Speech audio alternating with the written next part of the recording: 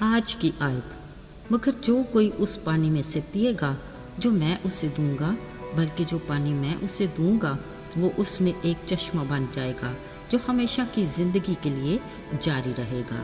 یوحنا 4:14 آیت۔ عزیزو، یسوع مسیح کی زمینی زندگی کا دور محض افسانہ نہیں، بلکہ یہ تاریخ کا ایک سچا واقعہ ہے جو ناقابل فراموش ہے۔ ان کا زمینی سفر مختصر قیام کا تھا، جس میں ان کی تعلیم، معجزات اور صلیب کا کٹھن سفر شامل تھا، جن کو اپنے مقررہ وقت پر پورا ہونا ضرور تھا۔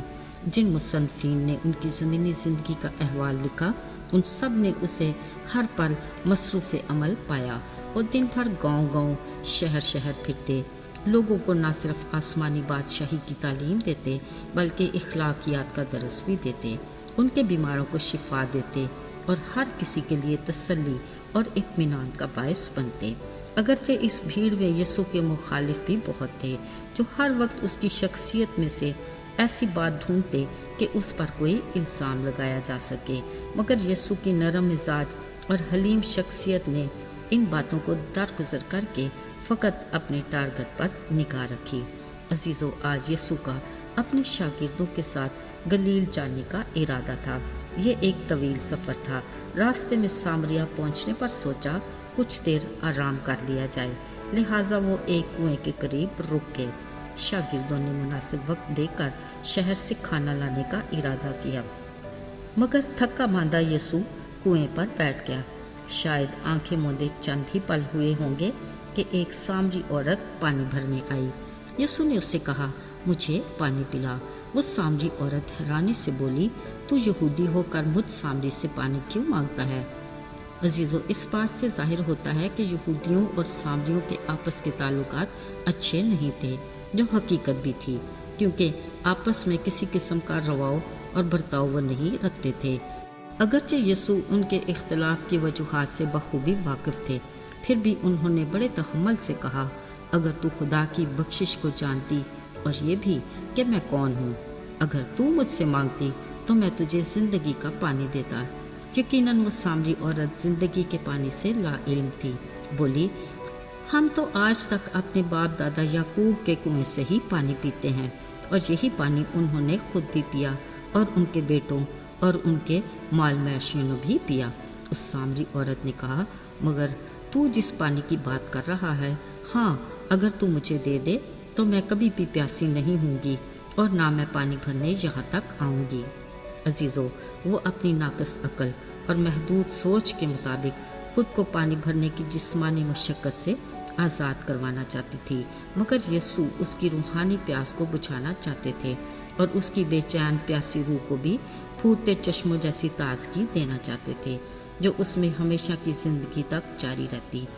وہ اس عورت کے لیے اپنی اس بخشش کے موقع کو کسی بھی پل ضائع نہیں کرنا چاہتے تھے، سو اس نے عورت سے کہا، جاؤ اپنے شوہر کو بلا کر لاؤ۔ وہ اس بات سے اسے پرکھنا چاہتے تھے۔ اس نے کہا، میں بے شوہر ہوں۔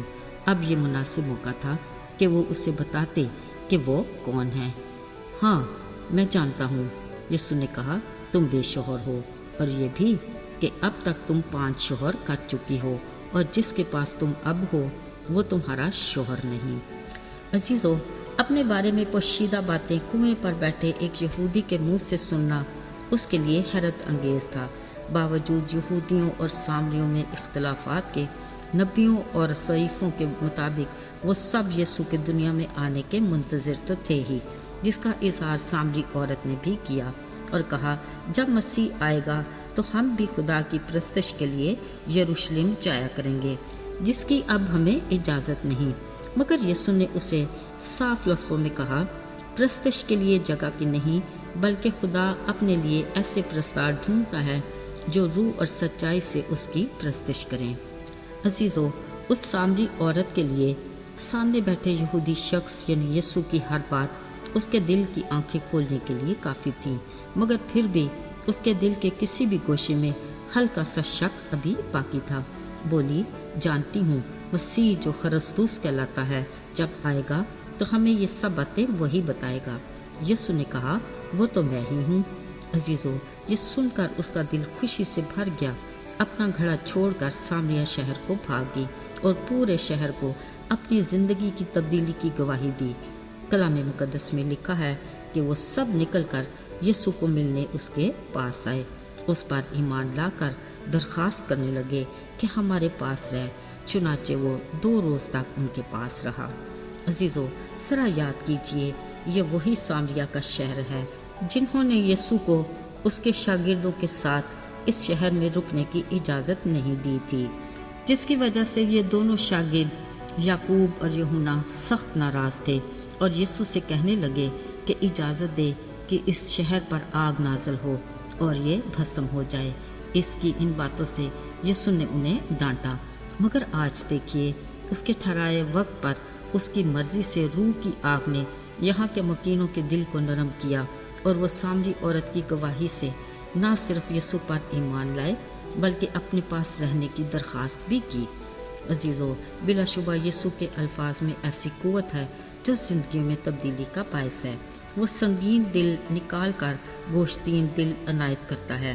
بطور مسیحی ہمیں ضرور اس بات کا تجربہ ہوگا کہ کس طرح وہ ہماری زندگیوں میں تبدیلی لایا۔